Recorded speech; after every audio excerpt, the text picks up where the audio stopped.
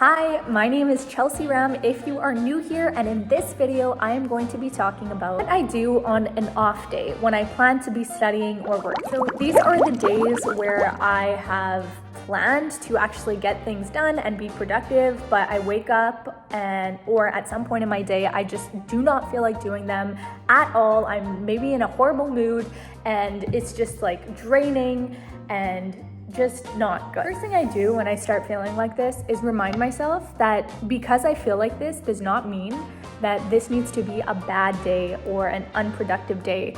It could just be a bad or unproductive, and I don't want to label it as bad, but I'm just using that word for ease. A bad or unproductive moment, hour, couple hours in the day.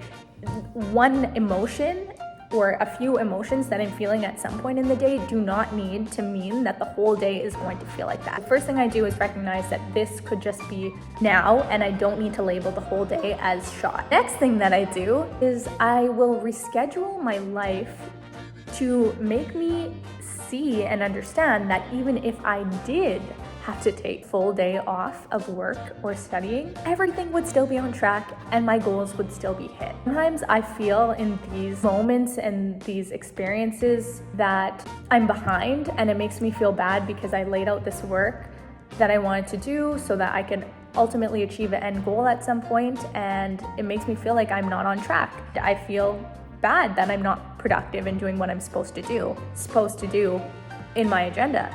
So just taking the to-do list that I had for today and dispersing it throughout tomorrow and the next day and throughout the week, and actually writing it out to show myself that I can still get these tasks done throughout the week without working today and my goals will still be hit, really helps me to not feel as guilty and to take a day off if I need it, which typically I do when I feel like really in a rut. Then what I do after I disperse all the tasks through the week, so I have nothing to do today unless I feel like I want to at some point throughout the day, I will prioritize what I feel like doing / what I know will make me feel better. So certain things that this could look like seeing friends or not seeing friends, taking a bath, going to the gym, going for a walk. There are some things that definitely make me feel better regardless of whether I feel like doing them or not. And then there are some things I find that I sometimes know, like, okay, going to the gym at this point and going for a run will make me feel better. I will come back with more of a clear head, more of a positive energy. That often is the case. But then sometimes I feel like I do not want to go to the gym. I do not want to be active right now. I had such an active week and now I'm feeling like this. And then I won't push myself to go to the gym because I also have to honor what I'm feeling in that moment. But I do always have go-tos that I make sure to do when I'm feeling down, even if I don't really feel like doing them. And that looks like going outside and going for a walk, even just if that's around the block, always helps me. And also for me, journaling, if I have a lot of emotions and a lot of thoughts, journaling is sometimes tolling for me in the way that I do it, because I will write out every single thing that I'm feeling and really come to an objective conclusion as much as I can and work through those emotions and those thoughts. But I always know that if I do this, I will have a lot of clarity. So if I feel like I'm getting nowhere with my thoughts, I will make sure to journal.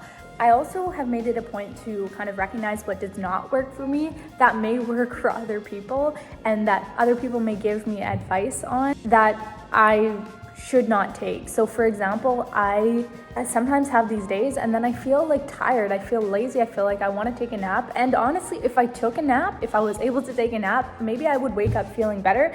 But I know myself, and in these moments, I typically cannot fall asleep. Even if I feel tired, I cannot fall asleep because my mind is like everywhere. And then what ends up happening is I'm lying there for way too long. I do not fall asleep and I get up and I'm irritated because now I just spent a lot of time trying to fall asleep and I couldn't. And I could have been doing something else. So in these scenarios, I know that it's actually probably not beneficial for me to attempt to take a nap, because there is a large chance that I will not be able to, and that will frustrate me even more.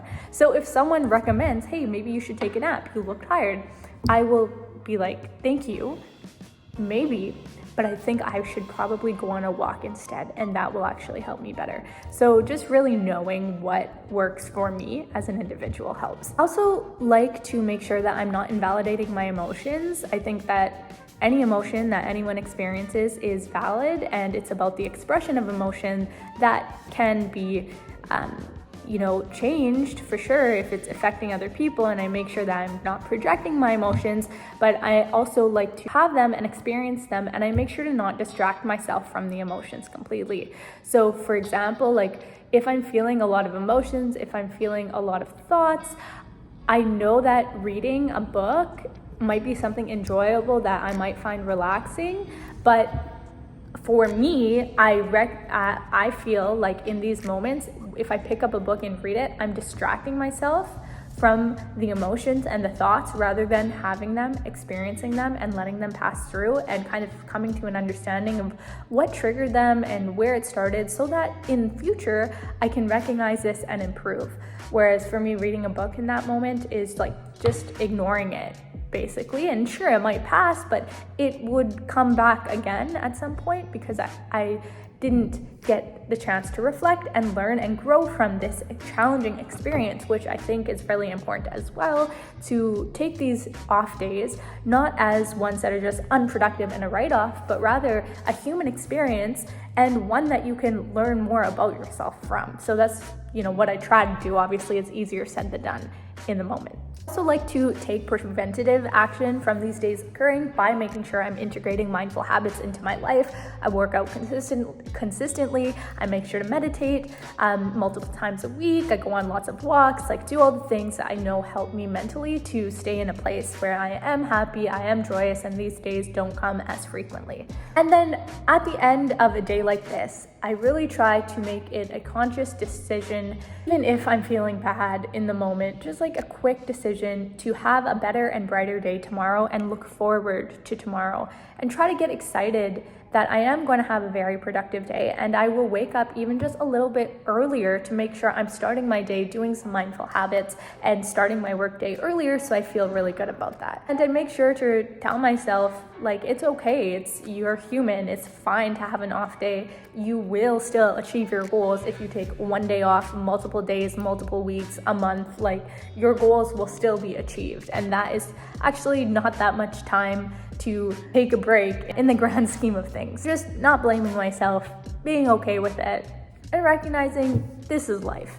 And I guess I should have said this earlier in the video, but the reason I take off the day rather than pushing myself to be productive is because I don't need to. I can do it tomorrow when I feel productive. And when I personally am, and I think most people, when you're feeling hyper productive, you can get way more done when you're operating at your peak and peak flow state, rather than when you're operating from a place that is you are in such a negative headspace, you can't concentrate. Why am I even doing work at that point? I'm working so slow.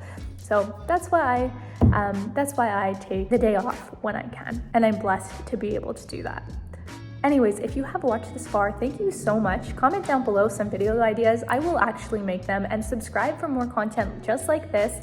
I look forward to seeing you in my next video.